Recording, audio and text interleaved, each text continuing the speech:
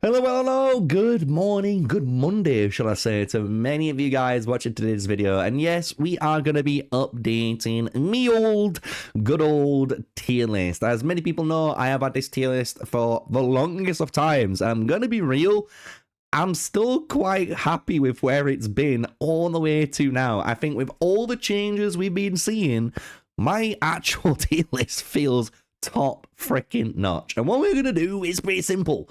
We're going to go through a lot of the new hero kits that have been showcased on the hero cards. I'm going to give you my next impression on them all and obviously change some of these rankings for you guys in Godforge. So smash like, comment, and subscribe. And if you want to join a good old Pantheon, you know what to do by now. Come join Camp Half-Blood. We're all degenerates here. We all just want to be degen gamers and just absolutely demolish every single person. At the same time, we do have the casual peeps. You know, if you want to be a casual gamer, you just want to have a bit of fun, you want to try and make Grendel attack infinitely with his endless hunger, don't worry, we got you covered. Come join Camp Half-Blood. There's me, Adam, the Beard Man himself, there's Brad Bod, there's Zoo, there's so many of us, right? And maybe we get even more content creators joining here. Who freaking knows? But definitely come join the fun, right? So what we're going to do, like I said, is go through my tier list. I'm going to talk about all the heroes, honestly, from left to right. We're going to go up and down all the way through here and start moving people. And at the same time, we'll use, like I said, the greatness of the Godforge website. And we're just going to be using, obviously, the legendary heroes in this example. So smash like, comment, and subscribe. And let's get into everything that is today's video, and that's all tier list related. So we've got our buffs here as well, just to remind you. We always put buffs on, so if anything happens, we can obviously explain that for you guys. But here we go. We've got such a nice little strong whole Godforge Quest legendary hero tier list, and we split it up into different categories. We didn't split it in particular to power level. We actually split it up to what I consider were the top picks of the Godforge quests. This could have been through DPS, disruptors, brawlers, even the invokers as well as top picks. So if you wanted to go down one of the different class types, you could go down one of the class types, because I do think there is an all-star in each one of them. And then we've got the A's, which I think are super top picks as well. If you pick these, they're not bad at all. Don't think they're bad. They're really freaking good. They just couldn't make the S tier list. Otherwise, they're all going to be S tier. I'll be honest with you, right? And then we've got the B, C, and D's. And the B's are niche heroes, so heroes for specific team combinations. We've got the summon-only heroes. These are heroes that I honestly wanted to summon more often than not, compared to trying to actually get them on my team. Then there's the bottom, which is the PvP heroes. These are heroes based for PvP, but guess what? We're going to be changing a lot of these as well. So it's going to be a banger of a tier list. So let's start with the top. I actually want to start working from the top and moving these guys down and moving some guys up, because I have had a little bit of a change of heart with some of the heroes, and I honestly I'm going to break, I think, a lot of people's hearts in today's video, but hey ho, it is what it is. So we've got Apollo, and the thing is, Apollo to me still is one of, if not the top 3 heroes in the game. I still think he's a top 3, top 5 hero completely. And this is not just because he is one of the only heroes in the game, as many people know, to reduce the cooldown of each ally's core ability by 1 turn. He also does other things that people forget that makes him an actually really freaking good healer. One of them is the equalization of divinity. So you can actually use someone's ultimate and then use the core ability of Apollo to get their divinity back up to like 90%, so they can trigger it off again. And finding those divinity combos is going to make it really, really nasty. He also provides an attack up 2 on that core ability. He also provides a mend of all allies on 1 turn for this basic ability with acid for 2 turns. It's kind of disgusting that a support can heal and debuff with that acid all at the same time, while providing attack up 2, while providing the core reduction, and giving you even more value with his passive that, honestly, whenever an ally uses a core ability, you increase their damage, right? it's kind of silly, guys. I'm gonna be honest. And even if you think about like in a dungeon, think about it in a boss battle, this isn't gonna reset on that wave. So if you can keep coring and coring and coring, guess what? We're gonna be literally Legend of Korra now, the benders, right? The fire benders or water bender, and we're gonna be just coring every single time. So to me, no matter what, he's still up there. I think he's still up there. And the same thing is with Shamash. If you guys haven't checked it out, I did do a Shamash video on my channel on Friday. Check it out. It's all about how you can team build with the Shamash, how you can think about different compositions, and how you can play with him, because he honestly just makes every team better that he just seems to join, which is nuts. And that is, again, because he can join attack, and when anyone dies, his passive on his ultimate forcibly triggers the ultimate. So his ultimate already is going to revive someone for 30% of their HP and turn meter, which is kind of disgusting because it forces the enemies to always target down that Shamash and counter down the Shamash. And if you don't counter the Shamash, guess what? Is going to do Shamash things and smash your team to pieces. I'm going to be honest with it. It's an absolute bonkers. So I'm going to be real. The top two and even 3, yes, you heard right, 3 heroes are staying exactly where they are.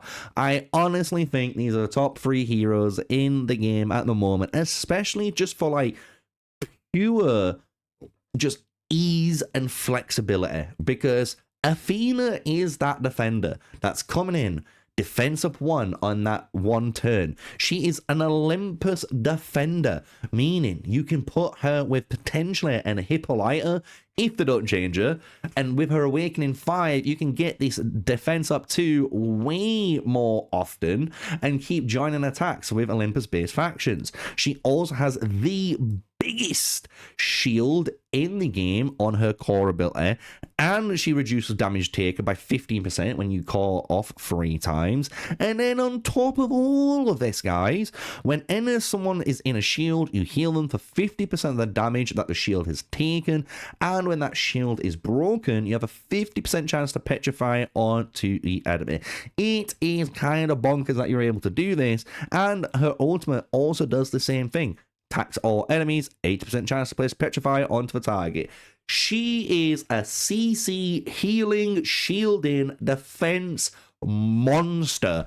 And I can't believe people still think she's not the greatest defender out of them all, because she's doing everything that all the others wish they could do at the same level. She's healing, she's defending, she's fucking disabling. It's just that good. So my top 3 are gonna stay where they are, but I am going to change one hero, and it's going to catch a lot of people out, and I think a lot of people are going to get really upset about this, but it's Sizzin. The more and more I'm looking at Sizzin, and yes, he has a triple AoE, the more I'm actually not bothered about it. And I know it's a criminal thing to maybe say this. It's criminal to say this because these values are insanely high. 380%, 410%, and 430%. If you want to AoE farm, this guy is going to do it, right? But I have an issue with him. And it's because we've seen content. And we've seen content like the Svarog's Hawk. We've seen even stuff like the Hag's Hollow. And yes, the Sizzin is going to be fine. He's got AoE on AoE on AoE, right? So he can do the Hag's Hollow quite simply, and he can AoE farm. The issue is that's all he actually fucking does. And I'm starting to not like that. And it sounds a bit weird, I know, but only having a 40% chance to place acid for 2 turns is not on my radar. The core is, because it's a 75% chance, and just a 75% chance alone is nice. And this is a Blaze 2, which means the enemies, right, take AoE 2% max HP across their entire team, which is nice, which helps you finish off. And the same with the Rite of the Flame of Decay. You activate any acids or blaze. The thing is with this, I just think Sizzin wants someone who can place Blaze or wants someone who can place Acid. So if you had like a Ramses, for example, with Sizzin, it's not going to feel as bad, right? Because your Ramses should pick up the pieces of the Acid that your Sizzin doesn't. But your Sizzin should be able to place the Blaze on for your team, so then when you ultimates, get that value. And I'm going to be honest, I'm going to bring him down into the A tier. I think he's a really good hero still, but I actually have not I don't think he's actually going to be as top-notch as people think he's going to be. Especially when you look at some of the content, some of the bosses that we've been speaking about to Dirk with as well, on Mighty Zoo's channel. Check it out. Mighty Zoo did a collab with myself and Dirk talking about the different dungeons, and just stuff like that just really makes me feel like Sizzin just isn't needed. He's going to be one of them really good heroes. He's going to be like a bellower on steroids, I agree, but do you really need a bellower on steroids for certain dungeon content? And my answer is going to be no, because there is heroes in here that can do the same job and do other things as well, especially now we have seen these types of, boss dungeons come in.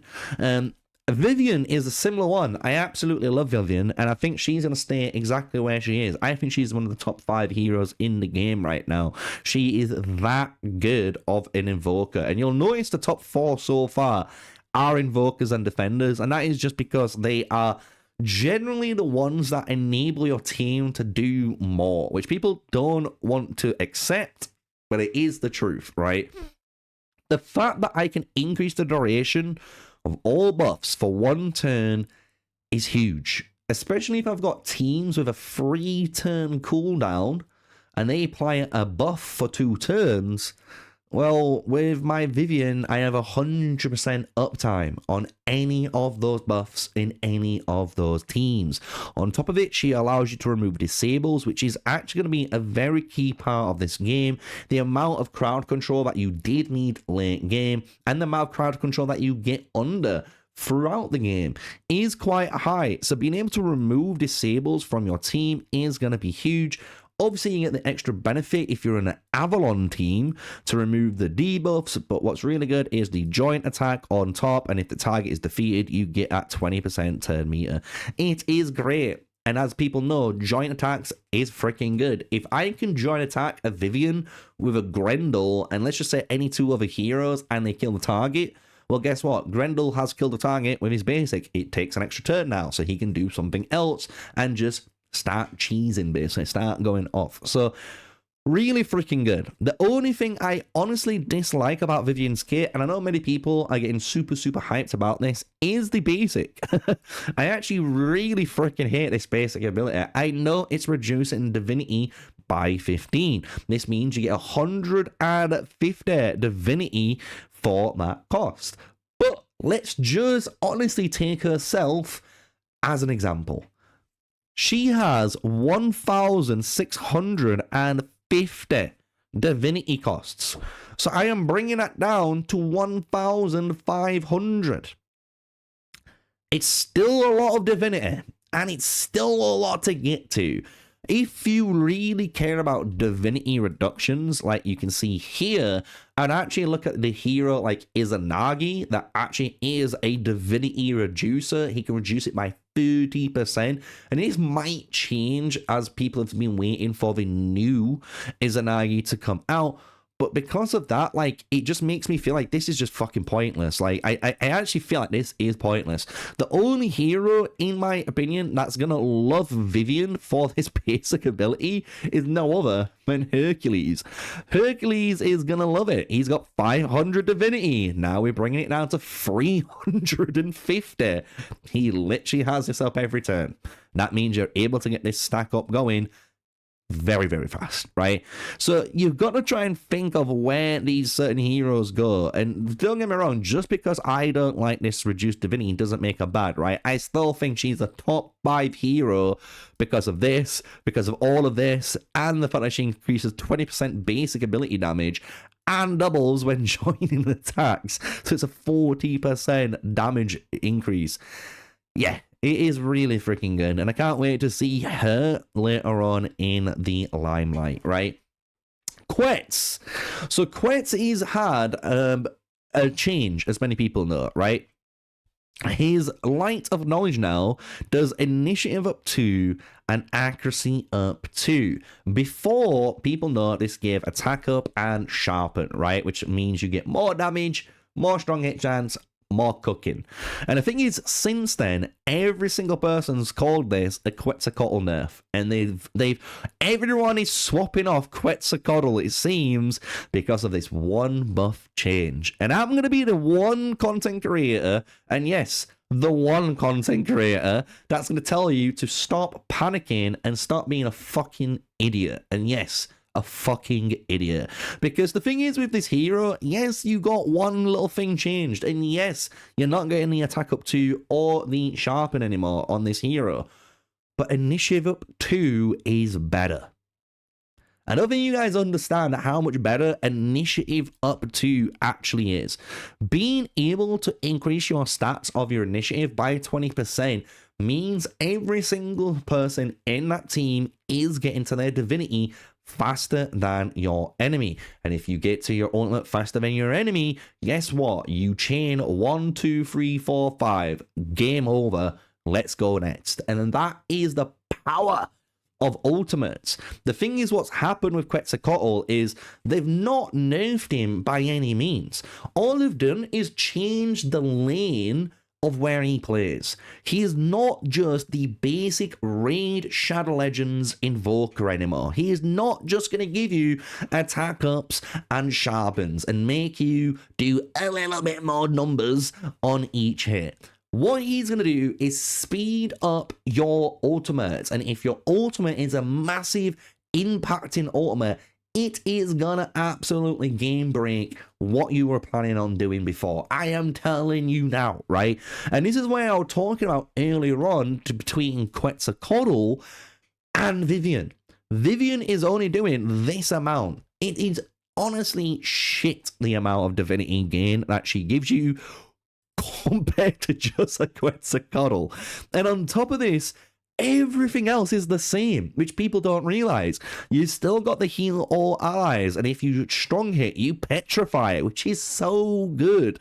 You still have the increase of turn meter by 20% and the speed up 2 for each turn. So, like, I'm gonna be honest with you, this might actually shock a lot of you guys.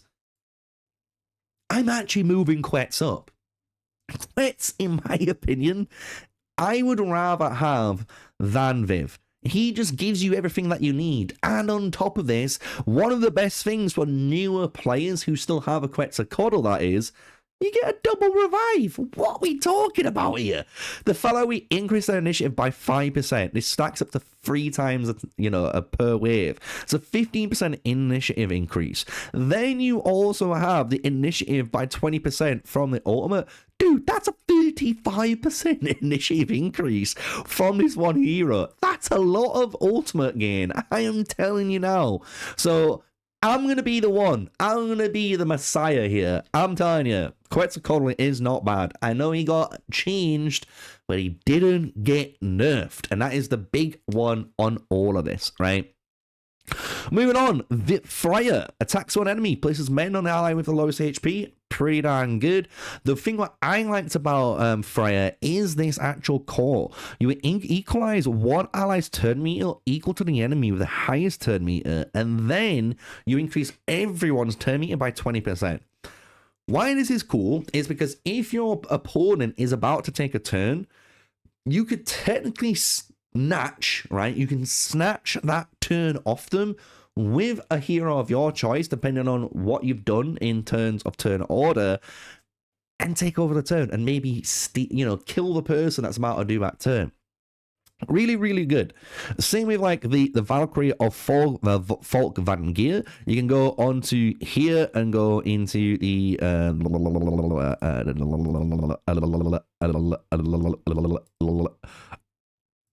there we go. All right. Bro, why am I blanking out this morning on Asgards? Everyone's like, Sneaky, really? Did you just really do that? Fuck yes, I did. All right. But when we look at Freya, honestly, like, everything in a kit is really good. But I feel like what makes Freya really, really good is when you start awakening this hero, especially the Awakening 3. The Phoenix on this is making her really, really good compared to before.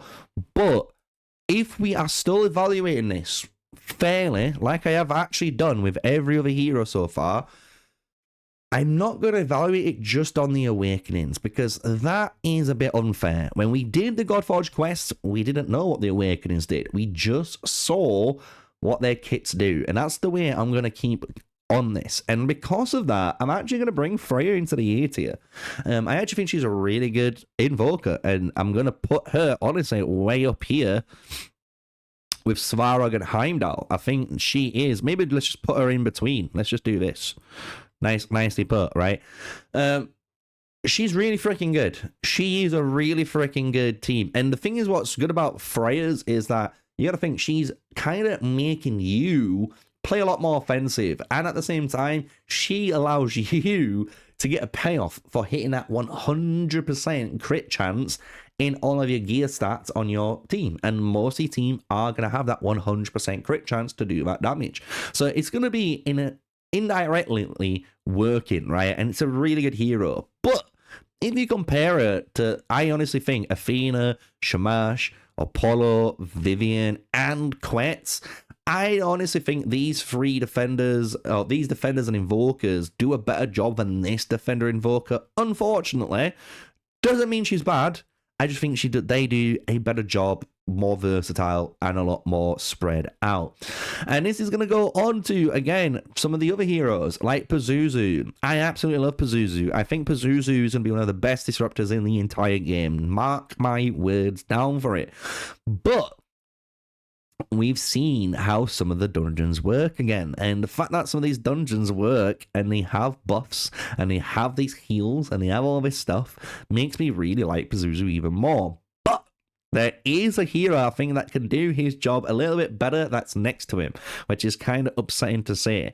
The thing is, what's good about Pazuzu is he is the only hero in the game that allows you, through the passive and through the imprint, as you can see, to steal turns when your team or your enemy team is going off. And I think that's very valuable. The fact that you can place a 50% chance to place vulnerable to acid is really huge. The corrupt is very big as well as the accuracy down 1. Just for those guys wondering, corrupt is the reduction, if you guys are wondering. So you can see here, any type of buff that they get, I stop it, I get it instead, which is very, very huge, as well as obviously Despair doing the exact same thing, but it makes them skip their turn on top. So I'm basically stealing 2 buffs as well as skipping their turn. It's a huge tempo swing.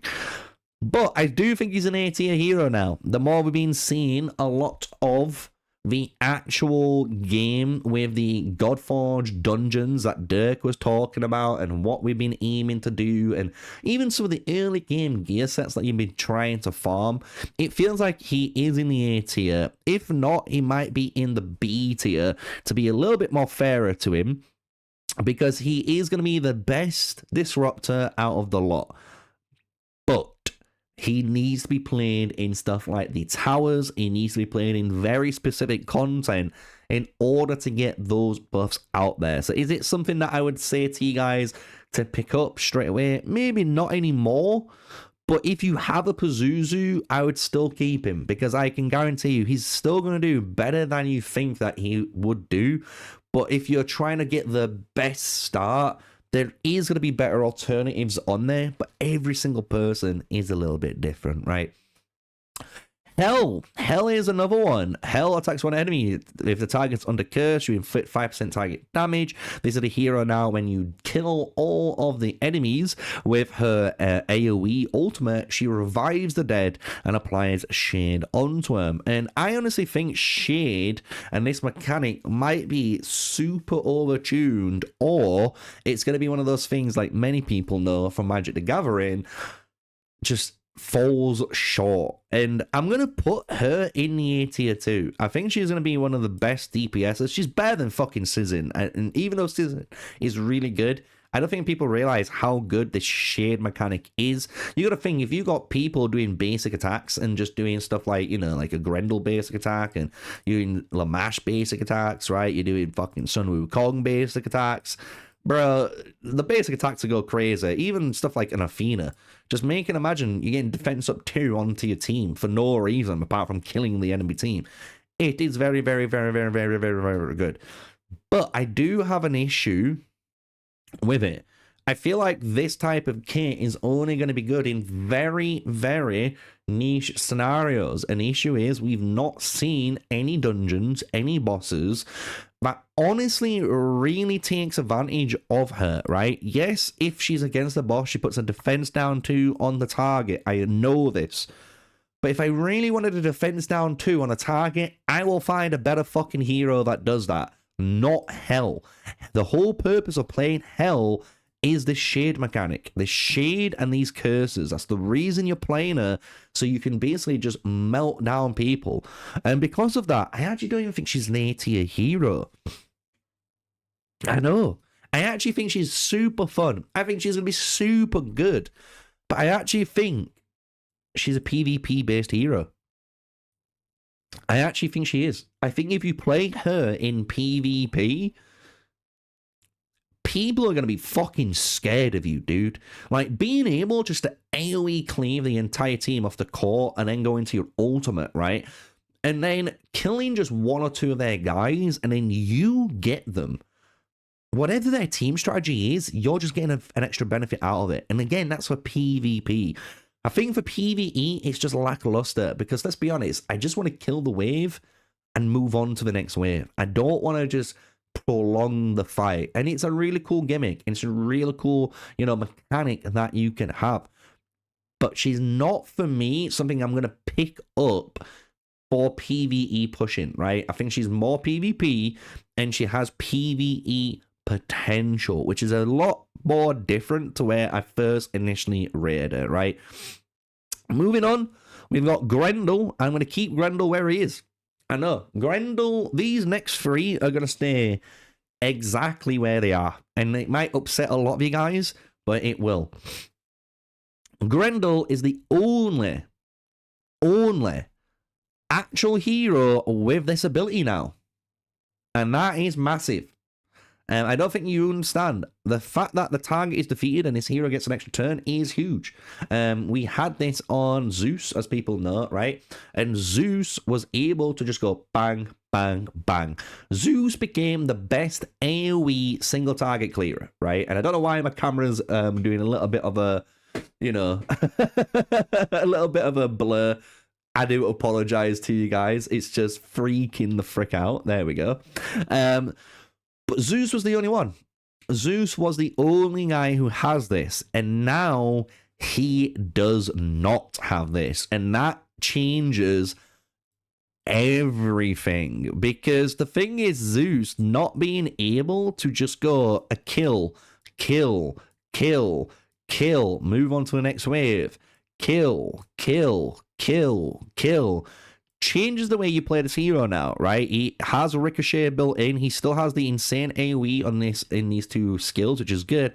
But the fact that you can't just abuse the extra turn joint attack combo anymore with Zeus is massive. But you can with Grendel, and that's kind of freaking cool. He has over 30,000 HP base with a 1300 attack.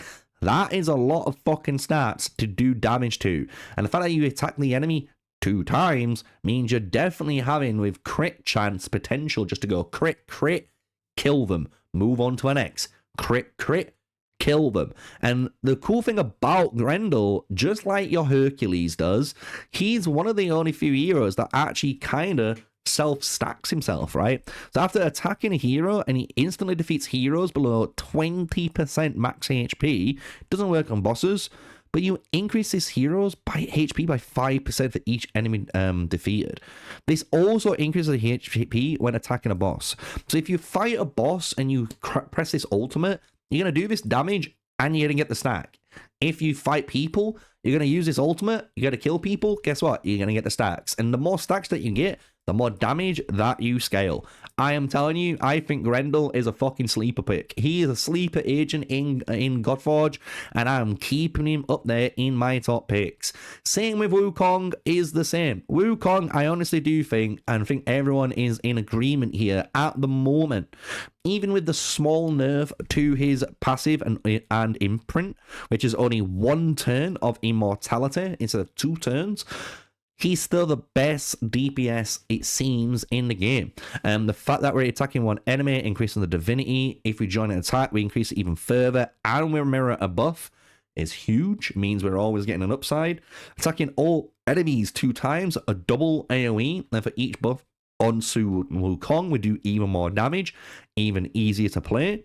And then we got an 8-hitter on Clone Rampage, but for each time we hit them, we have a 35% chance to heal for 8% of the damage.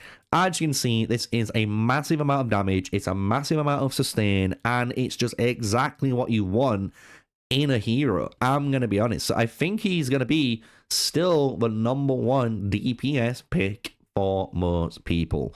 Moving on to the next 2 DPSs though, and one of them is another brawler like our friend Grendel here, but Anubis is staying in the S tier. I honestly think the Despair Lock comps are gonna go fucking crazy, chat. I mean this. The chance to go Anubis into a joint attack, into a Despair Lock on all enemies feels like an actual strategy you need to do, especially in the campaigns, especially in the towers. You're gonna be needing to fight through. Not on dungeons, not on bosses. His basic doesn't do anything, as anyone will tell you, right?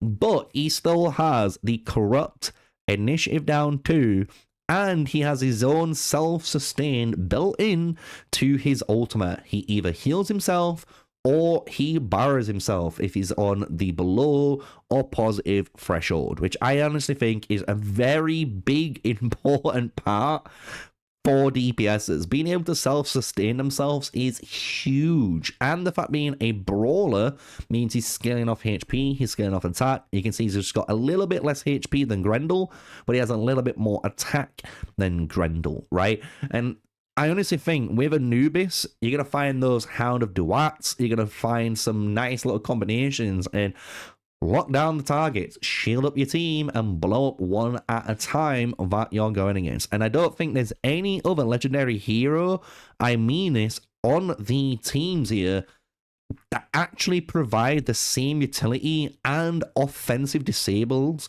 that our Anubis does. And now we've got Lamashtu. And I know many of you guys might be still fucking upset that I mentioned Sizzin. But I think Lamashtu is a better Sizzin. I'm sorry. I really do. The thing is with Lamashtu is she does 370% attack on all enemies. And when she kills at least 3 enemies, she gets 200 divinity towards her ultimate, which is quite nice. It means she's fucking juicing it up there. That's already 1450 on there. But she resets its cooldown. And the fact that you reset its cooldown is huge. You can 100% build Lamashtu with attack, with crit, and that crit damage. And with just this core alone, the Feast of the Unborn is gonna be feasting. She's going to be feasting, feasting, and feasting. And if you don't believe me, look at Hag's Hollow. Look at these dungeons that we've been seeing that take AoE clears to clear. And if that is the thing, I honestly think Lamashtu does it better. Yes, Sizzin can AoE, and he does more AoE per burst on each of his skills. But you don't always fucking need that. And that's why I actually prefer Lamashtu now. The fact that I have this AoE baked into her core is, love this. But the fact that I also get to basic attack 250% 2 times to a target, and if they die, I increase my next AoE attack by 50%, means this core is guaranteed to feast off mainly. And I can run, obviously, this Lamashtu with a Shamash. I could run it with even a Hippolyta and hit the random RNG on Lamashtu and get this going. We're going to be cooking with gas again. I've noticed I'm starting to prefer heroes that can do joint attacks, or they can either increase durations or reduce durations. They are basically stepping out of the box that would be normality. It's normal maybe to have a triple AoE hit on a certain hero, and we might see more triple AoE hits on more heroes in rares and epics, but you don't see a kit like this. And what makes Lamashtu even more valuable in my eyes is the ultimate. You attack all enemies 2 times, again multi-hitting, which is huge on an AoE because you're getting 2 mechanics at once, right? You can AoE and you can AoE again. So if they've got some sort of ward on their team, bro, I'm taking your ward off instantly. This is a double attack. It's gone, right? For each enemy already defeated, you summon that Demon of Pestilence, which explodes, but has a 50% chance to place vulnerable to and acid on each target. It's better chances again than your Sizzin. And what's even better is the vulnerable. You increase damage inflicted by debuffs by 40%. So if you was starting off with a Lady Shock, or if you started with a Ramses, guess what? You're going to be doing more damage with them anyway, because of the vulnerable 2 and the other heroes that you might be pulling out of the line in those epics and rare heroes. So I'm going to be real, and I'm sticking to it. I honestly think the Lion Girl here is going to be one of the best picks, and a sleeper pick like Grendel. These 3 heroes, I honestly think, underrated, very underrated, from especially when I was playing it in the alpha experience. I would have loved to have fucking this hero or this hero, because I already had Anubis and I already abused him enough, right? So we've gone through the S's, we've gone through them. Let's go through the E's that we are missing, and I'll be a little bit quicker with these, I'll be honest with you, because there is only a couple that I want to change. Isis is one of them. Attacks all enemies, 35% chance to steal a random buff, then spread the buff among all allies, shield for 20% HP, defense up to for 3 turns, as well as revive all allies, 50% HP turn meter. I'm going to be honest, I was being a bit nasty about saying it earlier on, but she's up there. And the thing is, like, I'm actually going to put her higher than the others. I actually think she's better than Quetzalcoatl, and I think she's better than Viviane. It sounds crazy. I know we're not using joint attacks. It's blasphemous, I know. But the thing is, what you do provide is this steal. And the steal and the spread, if you've ever played it in the alpha experience, is actually really, really good. Having a defense up 2 for 3 turns is kind of disgusting, as many people will tell you. On top of, you put a shield on every single person, and it gives you an extra turn, so you can go core into basic and just potentially have a massive lead on the enemies. And then you have just a built-in revive. Like, can we honestly, like, really hate on this hero? Revives all allies, it doesn't matter, not 1, not 2, it's every single one of them. And at the start of the turn, you remove all debuffs and disables from an ally at the lowest HP. The reason I think this is really good, because I don't have to trigger any of my abilities in order to get this heal off. And as we've seen, it seems that with certain dungeons, with certain bosses again, that they're going to be placing disables and debuffs. And I'm going to be honest, if I can start my hero's turn and just remove at least one of them, of all those debuffs and all those disables, over the turns, I should be able to remove 1, 2, 3, 1, 2, 3, 1, 2, 3. And that's going to add up. And I think that is actually a lot more valuable than I actually think these guys are. Because it's one of those things, and maybe I'm a card gamer at heart, but in my eyes, if you're not allowed to do something, you're kind of cooked. You know, Viviane and Quetzalcoatl are insane, but they don't have any way to protect themselves from disables or through debuffs. Our Isis does. Isis does. And she has a full team revive. And she steals buffs. And she spreads buffs. Like, you can see why. So I honestly want to put her in the A tier. Moving on into this, I actually like every single person I've got in the A tier now instead of the S tier. I think Svarog, yes, being one of the best protectors in the game, only provides a 250% shield through his ultimate compared to an Athena that does 400% on her core. We get resistance up 2, really good to stop, again, what I just talked about, the disables, the debuffs that we're going to need, as well as the defense up 2. The issue I have is the protection 2. You transfer 40% of the damage from your allies to Svarog. And the issue I always had with Protect, especially in Alpha Wave 1 and Alpha Wave 2, is Svarog might just fucking die, guys. Like, Svarog can take a lot of damage, yeah, but he's not invincible. And if your enemies are really focusing down the team, Svarog might just fucking die, guys. And it happened before, especially even in the case for Heimdall. Heimdall has the same thing on Protect 2. And the thing is, many people said the same thing with Heimdall in Alpha Wave 1, 2, and 3, as they're trying not to say with Svarog. And Heimdall, an absolute monster of a hero. The Retaliate and the Intercept is honestly why you like playing this hero with the 300% shield, as well as when you awaken this hero, he automatically casts this ultimate no matter what, right? The issue is, if you didn't build the Heimdall right, or you didn't get good rolls, or you didn't even have a good enough healer in the team, because most of the time with the Heimdall, he had the protection 2 up still with the defense up 2. But most of the times in Fafnir, in all of these AoE boss dungeons, your Heimdall would fucking die. Unless you had the late game gear and the late game builds, he just was not surviving these fights. And the thing is, like, I feel Svarog is just the same. Honestly, he is just the same. Comparing it to an Athena that just flat shield your entire team for 400%, and for any damage they've taken, we heal that back up from the shield. It is infinitely better, and we get a defense up 1, a defense up 2 for 1 turn on all allies, and we get the petrify built in. I don't think it's infinitely better, and it's simpler. That's what's funny. I think the most simple kits and the most simple ones are actually some of the strongest ones in the game compared to others, right? Perun is another one.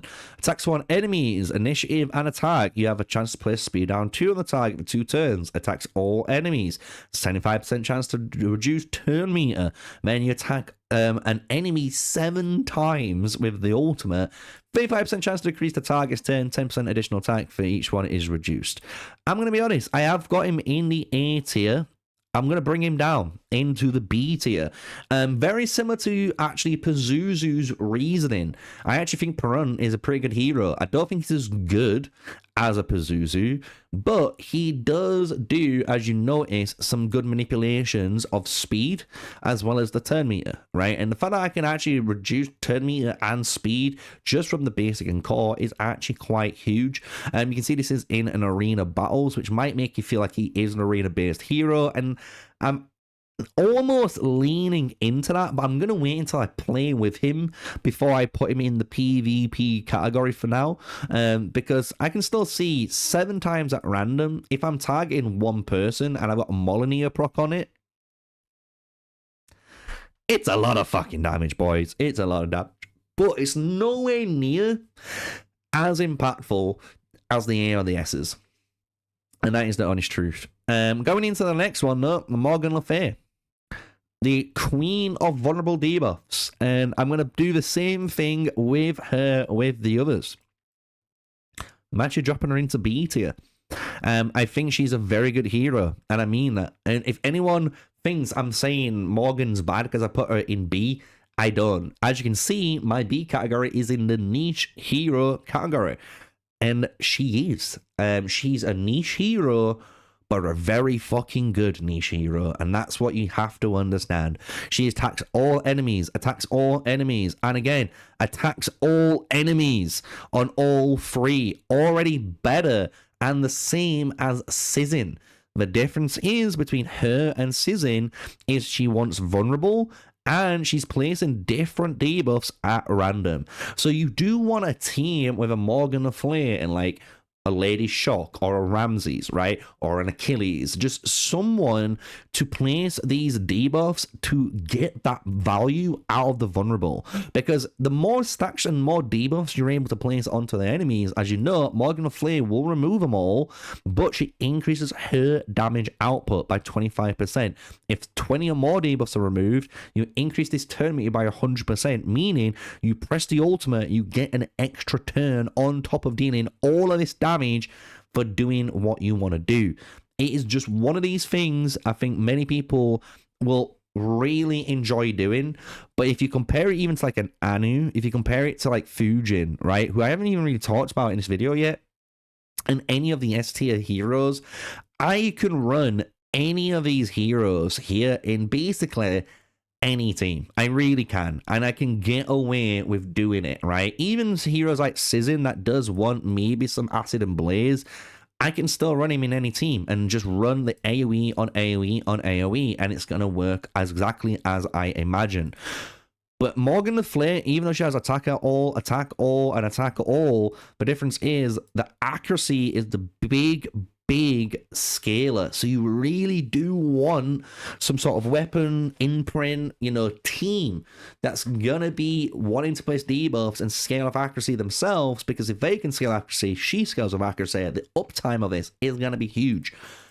But it's a niche team comp, so that's why she's going in B. Going into these two, since we didn't mention them, Anu, I still think is going to be fine. I think he's going to be fine. He's just basically the kind of king of damage reduction, right? So he can do basically what Heimdall and even Sabarog's trying to do. He can basically reduce all the damage that your team takes. The issue you have with an Anu is one of two things. The first one, as you can see, he places Vanish on an ally with the lowest current HP. I know some of you guys are saying this is actually good in Raid because you've got the Veil and the Perfect Veil. The issue is, though, in Godforge is the Veil and Perfect Veils aren't the same. And the thing is with Vanish is you're just Vanish. You can't be targeted. But it means you can still be AoE'd. And most of the best teams are going to be running either a joint attack composition, so they're going to kill all of your targets and leave the Vanish one up, or they're going to run a ton of AoE with a ton of crowd control just to do the exact same thing. Because the one thing with Vanish, which people honestly keep forgetting about, is if you're the last unit, you're still getting targeted. You're not invincible. If you are Vanish, you're still getting AoE'd. You are still dying. Vanish does not protect you from the actual damage ways this game seems to be playing out, right? And that is my honest opinion on it. You'll notice as well, he places Phoenix on all allies, which is really, really good. But the issue with Phoenix, it's a buff. And the fact that it's a buff, I can use Corrupt, I can use Despair, I can steal it with Isis. There's actually a ton of ways you're able to do this. And the only thing that you get out of his kit is a 30% heal for the damage they inflict through the joint attack built into Anu's kit. And it's okay. It's good. It's great, but it's nowhere near, I honestly think, the same power as any of these heroes. Athena is going to shield and heal more than your Anu will. She'll also protect the team more often because she's going to shield them, and if you break the shield, you have a chance to get petrified. That is infinitely more valuable than Vanish, right? And that is just the real truth. The real reason you pick Anu is because you have the Protect 2, the Defense up 2, as well as for every 10% of this hero, you reduce the damage you take by 3%. So you get a 30% damage reduction on this hero when it's all fully done. So that is why I'm keeping him in the A tier. I think he's actually a really good hero. Honestly, I think he's really, really good. But I don't think he's actually fucking insane like these S tier heroes, in my opinion, right? Again, it's all my opinion, which I quite love. Fujin is the same. I actually think Fujin is much better, again, in the same regards. We get a 30% chance to place a resistance down 2 on each target target, which might not sound like much, but when you're in the late game and you need Skadi to land those freezes, and you need your Mordred to confuse the teams, and you need Percival to stun the enemy teams, having a resistance down is absolutely huge. And people tell you in Alpha Wave 3, if you're in floors 140 to 150 and you didn't complete it, most likely it was because you didn't have any crowd control. Most of the time, people tried brute force damaging through those stages, including myself. And I realized very, very quickly, you're not able to do that. So you have to crowd control. And actually making your job easier to crowd control is always a bonus. And yes, if you get Raijin, there's a bonus on top, but we don't include those bonuses because it's just one of those gimmicks that gets added on. It's like the sprinkles on the chocolate sprinkles on top of the ice cream. We've got the cone, we've got the ice cream, we've got the flake. We've got it. But the sprinkles is just that added bit extra. And that's kind of where you need to look at stuff like this. But when we look at the core, attacks all enemies again. So look at that double attack all enemies, not just Sizzin, by the way. And he's a defender that does it. But you place protection too on all allies. And then you also place stalwart on all allies. So you basically make them take 5% less damage. You also stop them from being disabled, which is huge. And obviously your Fujin is going to take all the damage. Very similar to the reasons why I don't like Svarog as well as Heimdall and why they're in the A tier is because he's going to die. I think he's going to have the ultimate up. He's going to barrier. He's going to be able to tank that. And maybe your Invoker keeps him up. But just like Fujin, just like Heimdall, and I think just like Svarog, when you put protection 2 on and your tank doesn't actually sustain it, you'll start to realize your entire team taking damage, and putting 40% of that damage onto your tank just gets them killed quicker. And that's not good for anyone. I mean that. It's just not good for anyone, right? So moving into the last set of heroes, we're almost there. We've got B's and these C's to do with some of the D's. But the B heroes, there's only 2 to talk about, which is Metzilli and Dracula. And the thing is, Dracula is staying where he is. I know he's a very good DPSer. He's a brawler. He's about bleed, but just like the Morgan and any of these other guys, he's very niche, meaning you want a niche build team, right? You want a team that's Achilles, Dracula, maybe some sort of, you know, tank and then support to keep them 2 up. But you really do want to build a team that's all about bleeds, because you need to consume bleeds in order to get the Dracula effect working. And the more bleeds you can, the more he does damage. So because of that, it's in the B tier. Now, the one that every single content creator caught on, including myself, and we all, I want to say salute to us all. Big salute. Because we all got it right. Metzilli was a B hero because we never knew as much information as we do now. Now we know the information. We know that in the Svarog's Horde, which is where you fight Zemi, and in other areas too, there is a bunch of destroy HP, and it does make her the #1 support in those areas. And because of that, I'm actually bringing her up into the A tier. I'm a little bit scared to put her in the S tier, but I honestly think A tier is the safest. The fact that we restore destroyed max HP, and we need to restore that destroyed max HP in these certain dungeons to get gear and to get obviously the forging crystals in order to get weapons and stuff like that, you're gonna need a Metzilli. If not, you're going to be needing one of the epics or rare weapons in the game that also restores destroyed max HP. And because of that, and that alone, and even Ragewood, I think, made a really good video about this, explaining why Metzilli is going to be needed in like the Zemi fight, for example. is because of her whole kit. Her whole kit is literally what we need. Revives all defeated allies and restores their max HP potentially.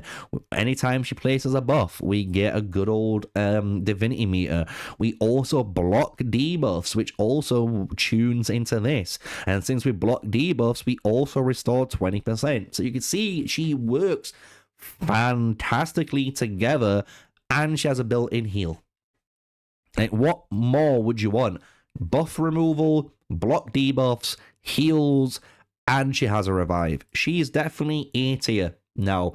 Definitely A tier in my eyes, right?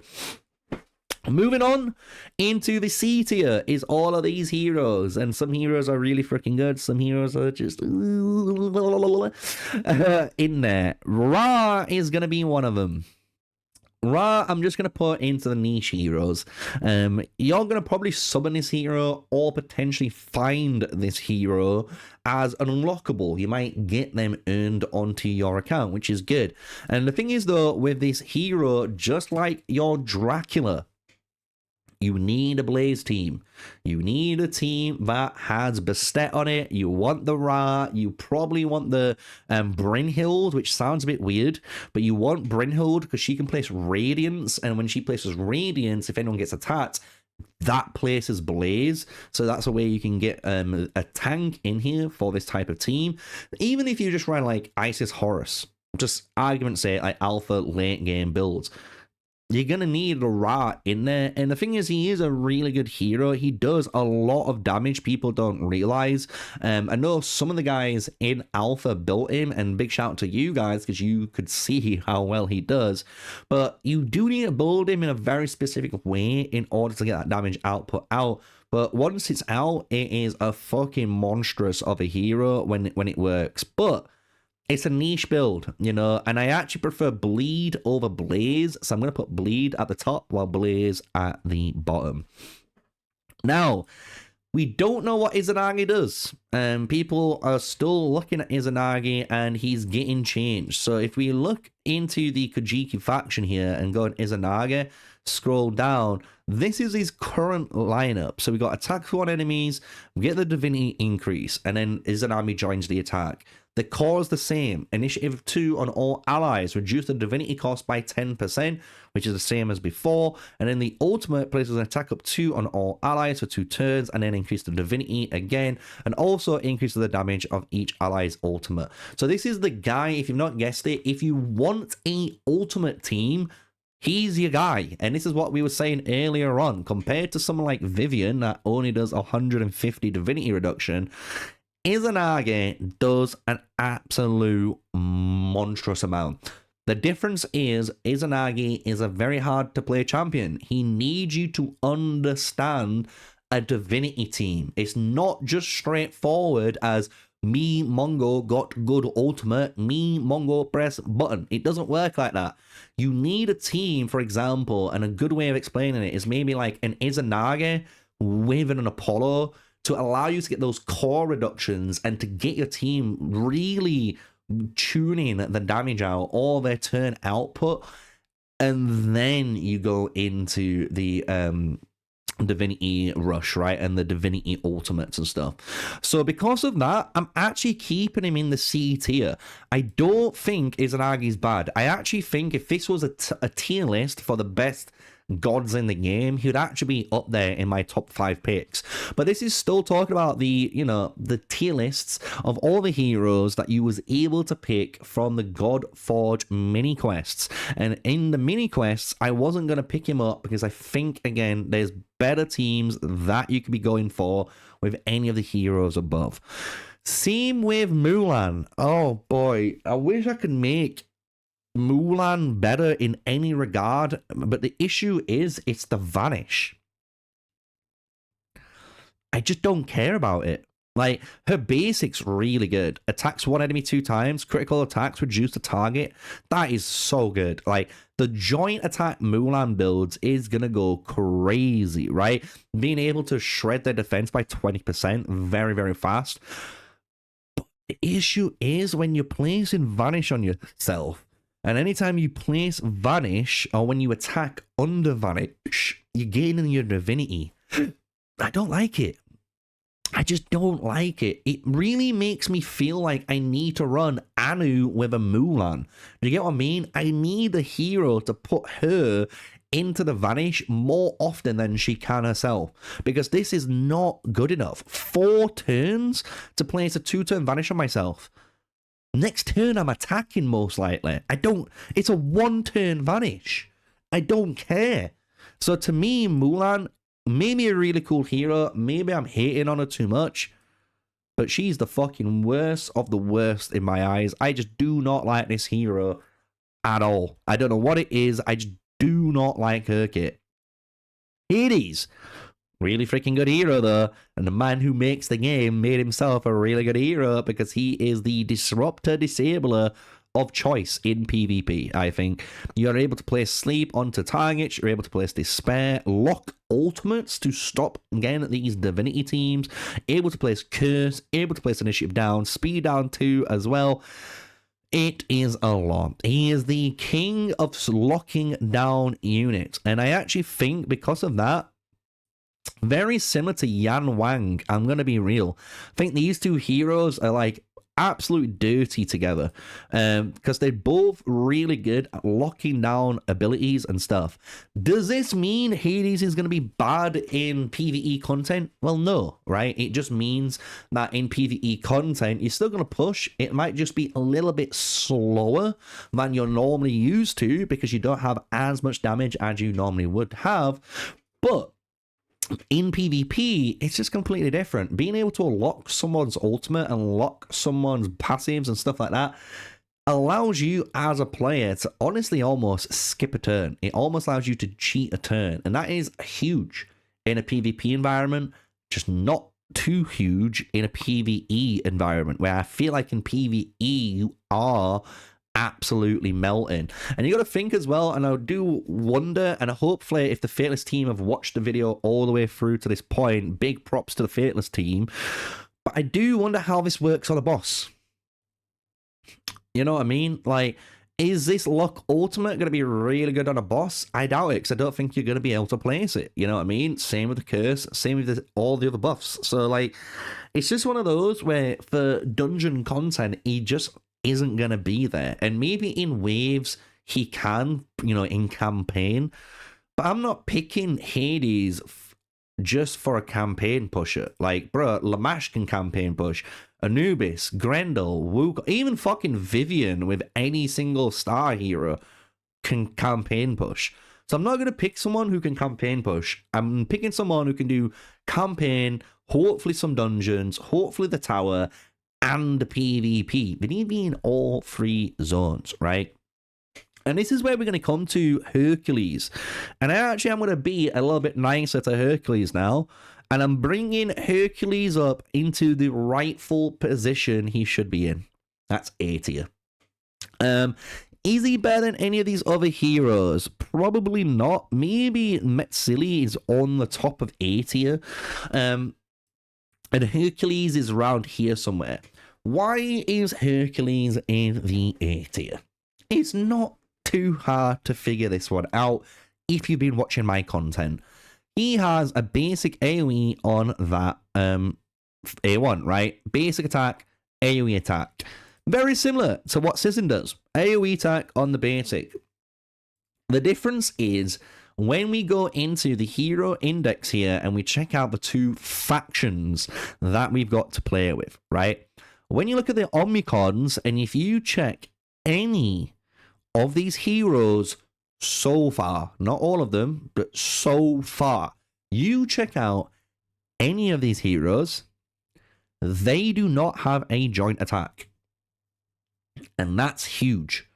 Because in Olympus, as many people will know, I can get Hippolyta from the beginning of the game.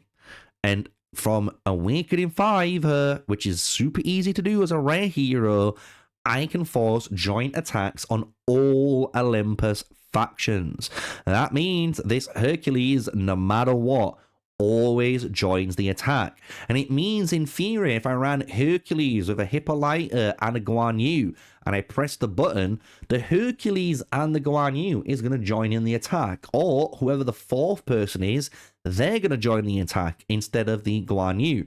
But the fact that you have such early access, really, really early access to a joint attack, actually makes Hercules infinitely more valuable. And I mean that. It really does make him valuable. And he's going to be a super fun hero, super easy to work with the 12 labors. And when you do that, you get some built-in CC. He is a very hard-hitting brawler, and he skills himself up, as you guys should know. His ultimate gives him extra HP each time you stack it, and because you get more HP, you got to think 12% and 18% of that HP is going to be dealt in damage.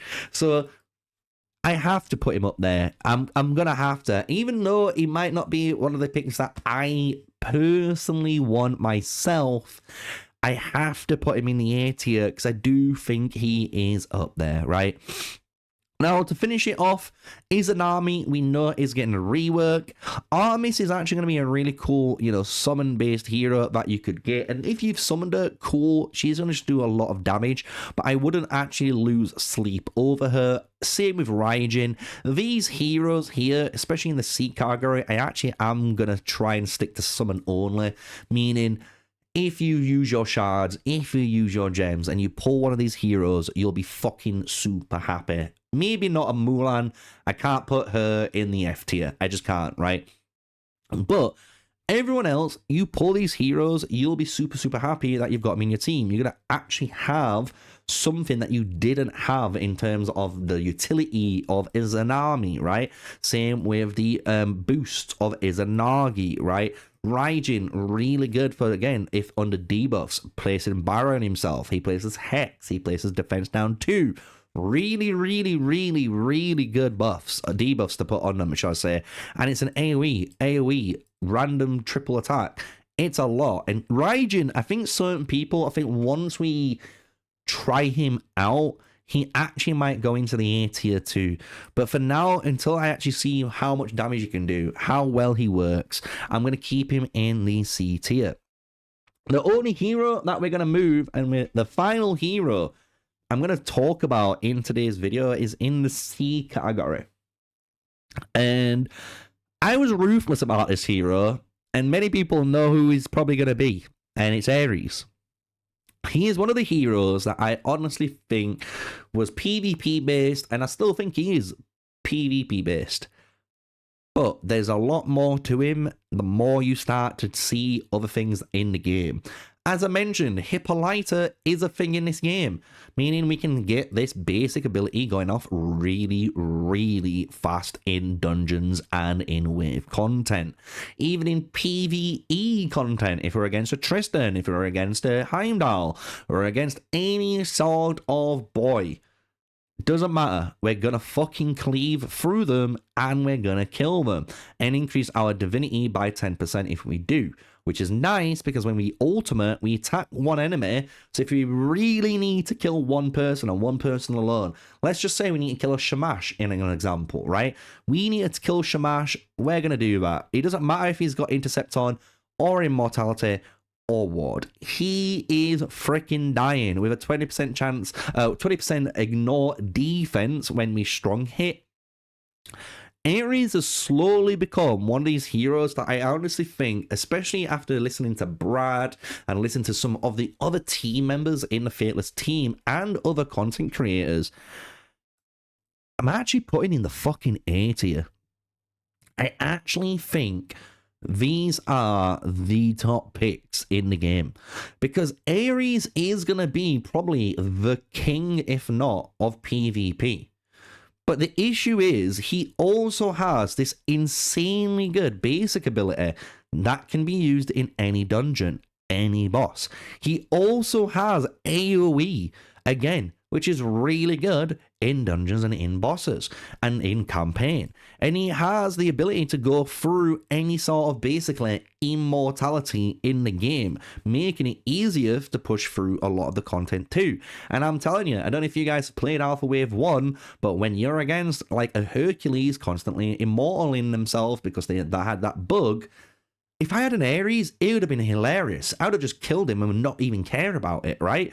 Same with if you've got a team with an Emotep on it, and the Emotep just keeps warding the enemy team.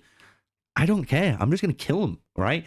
So I actually think Ares might be, again, another sleeper agent, very similar to Grendel. I think these two heroes are up here for a reason, and I like their kits, I like their designs, and I like the opportunity that they provide to you as a team. Anyone else, though, I honestly think they're in the right spot. I know it's going to upset people talking about Hell, maybe why Hell is a PvP hero and not a actual hero, but I honestly think this whole ultimate screams out why. Same with Yan Wang, he's all about lock cores, lock ultimates. He's really good in PvP. I actually think Loki, very good in PvP, and we would like to see how good he does in PvE content. But the fact that he's only placing the sleep is interesting. And then whenever you see Backfire, again, when this hero would gain a non-resisted debuff, you prevent it and you fling it back to them. That is a really good ability, but it's on his ultimate. I would have loved that Backfire here. I would have loved the Backfire on the core, because that would mean you get more uptime of it. Really turns him into a trickster then, and firing off back your debuffs. But in PvE content, I still think the sleep's going to be fine. It's going to help you get through. It's just nowhere near as good as any of the other disables in the game. Even though they do take 30% more damage with sleeps, I can just kill them. I can kill them without the 30% 9 times out of 10, I think. And that's what many people felt, especially playing in Alpha Wave 1, Alpha Wave 2, and finally in Alpha Wave 3. So there we go. We've updated, as you can see, my good old Godforge quests legendary hero tier list. And again, there is more legendary heroes in the game than these ones, but these are the ones that you could have summoned, you could have started off with, and now you have an idea where I have placed them, why I think these heroes are in these certain categories, why I think they're as good as they are, or as bad as they are, why did they move up, why did they move down, and hopefully you agree with a lot of the decisions that I've made, as well as maybe I've just made you think a little bit more outside the box, and maybe we've started to bounce ideas and create a discussion down in the comment section down below. So if you enjoyed the video, you know what to do, guys. Smash a like, comment, and subscribe. I want to say thank you for all the guys that have watched all the way through. And if you want to join a good old Pantheon one last time, come to Camp Half-Blood. We are here, boys and girls. We've got plenty of spaces for all of you guys. And if we need to make up some more cabins, we will make up some more cabins, most likely, if people are on the agenda of being a leader. So, hey, if you want to learn a bit of Godforge, you want to have a little bit of fun, if you want to have just some DGen Sundays with us all, come to Camp Half-Blood, because we're going to be able to do so. So, till then, smash like, comment, and subscribe, guys. Thank you for watching today's video. Until then, stay safe, stay sneaky. Peace out.